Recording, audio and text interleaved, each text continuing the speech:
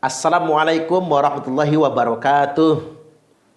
Sahabat Main TV dan segenap bangsa Indonesia, dimanapun Anda berada, kembali bersama USA untuk Indonesia.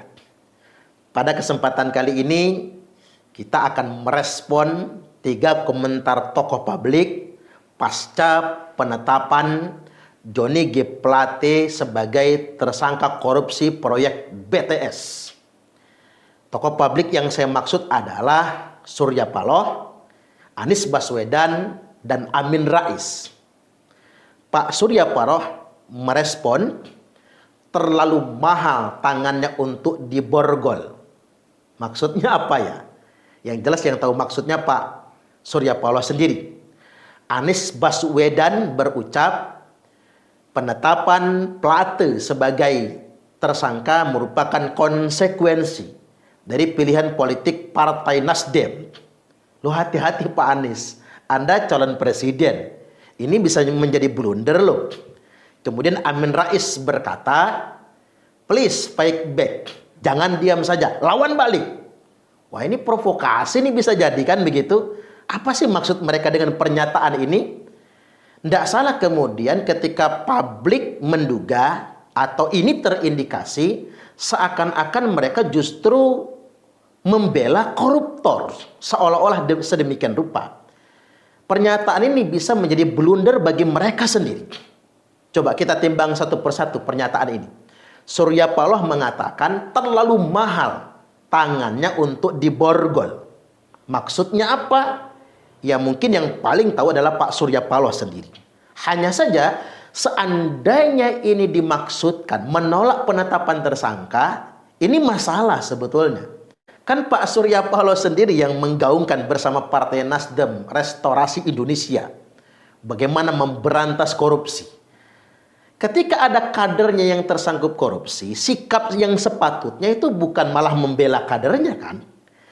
Sikap yang sepatutnya adalah menyerahkan sepenuhnya kepada penegak hukum. Karena ini murni kasus hukum. Dan sudah dihitung kerugian negara 8 triliun.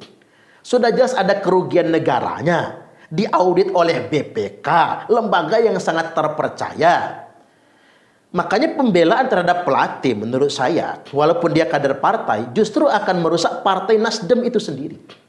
Akhirnya slogan Restorasi Indonesia hanya menjadi lip service saja. Hanya berhenti pada kata-kata saja sebetulnya. Apalagi Pak Surya Paloh pernah membuat pernyataan. Kalau kadernya korupsi, maka Partai Nasdem akan dibubarkan. Hati-hati loh, ini blunder. Jangan sampai terkesan kemudian seolah-olah membenarkan tindakan korupsi tertentu. Dan seandainya ini persoalan hukum kan tidak usah dikait-kaitkan dengan politik sebetulnya. Buktikan di persidangan. Kalau orang yang nggak bersalah, tidak mungkin divonis bersalah. Pasti dibebaskan. Seandainya dia bersalah, dia akan mempertanggungjawabkan semua perbuatannya.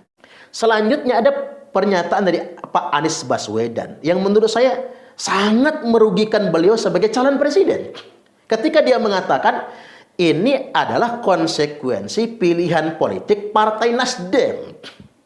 Seakan-akan begini nih, seakan-akan begini. Ada nada bahasa begini.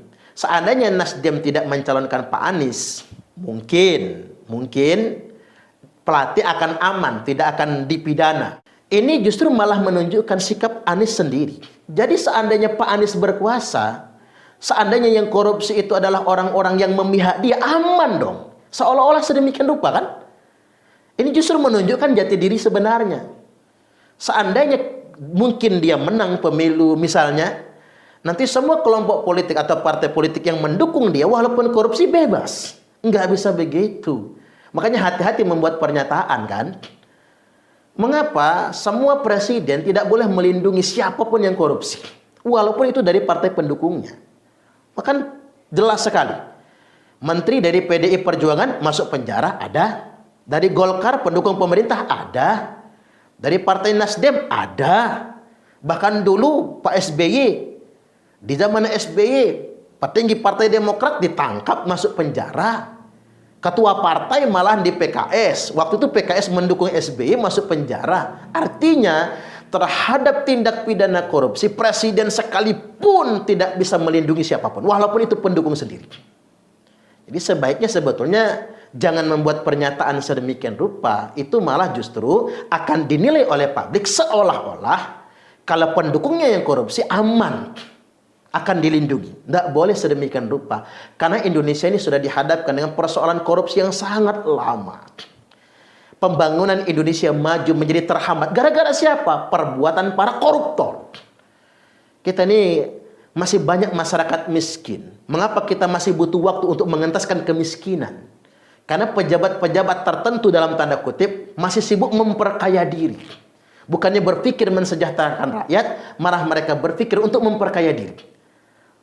Dan makanya masyarakat Indonesia mendukung semua tindakan para penegak hukum, baik KPK, kejaksaan maupun kepolisian, untuk membersihkan korupsi di negara ini. Selanjutnya pernyataan dari Pak Amin Rais.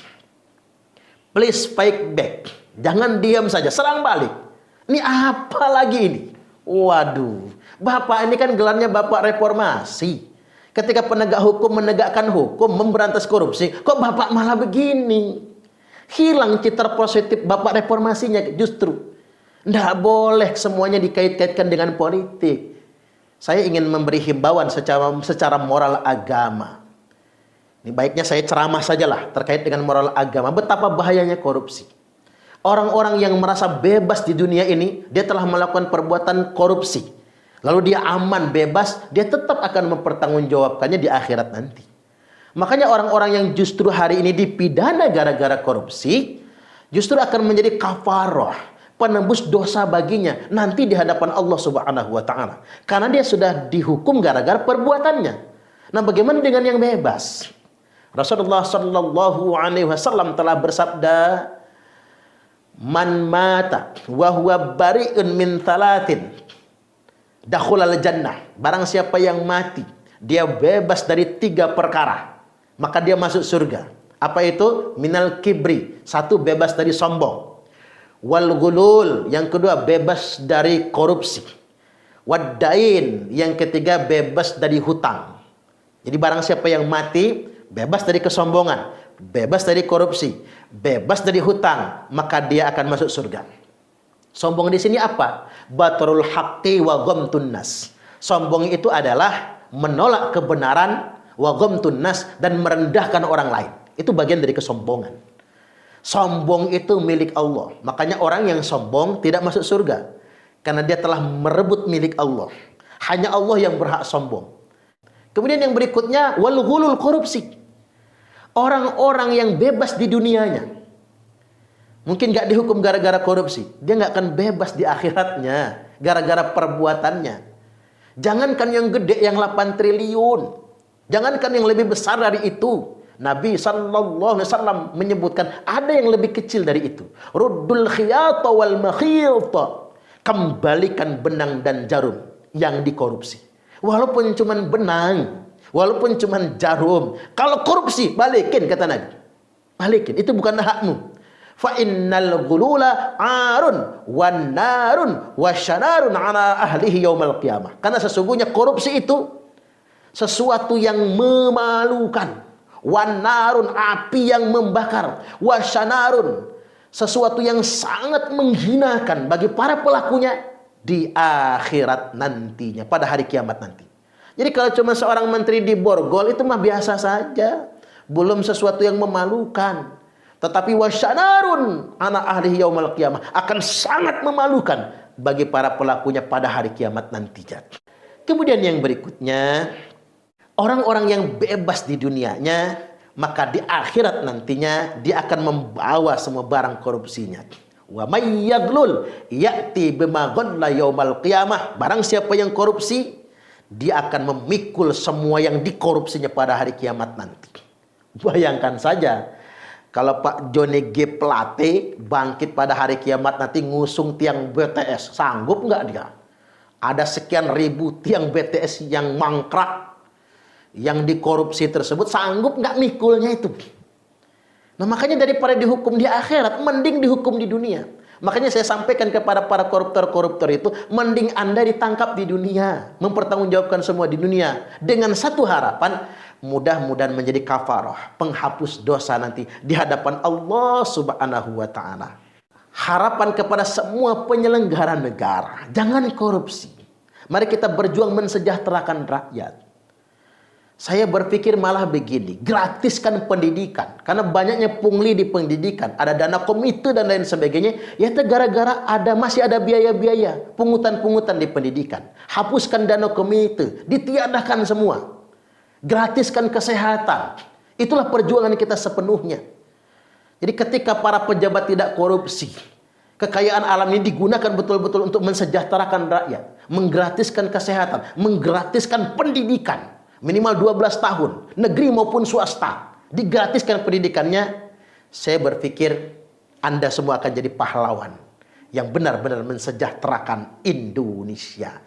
Sekali lagi saya tegaskan bahwasanya jangan pernah ada sedikit pun pembelaan terhadap perbuatan korupsi. Karena korupsi merupakan musuh kita bersama. Wallahul muwaffiq ila aqwamit thoriq. Wassalamualaikum warahmatullahi wabarakatuh.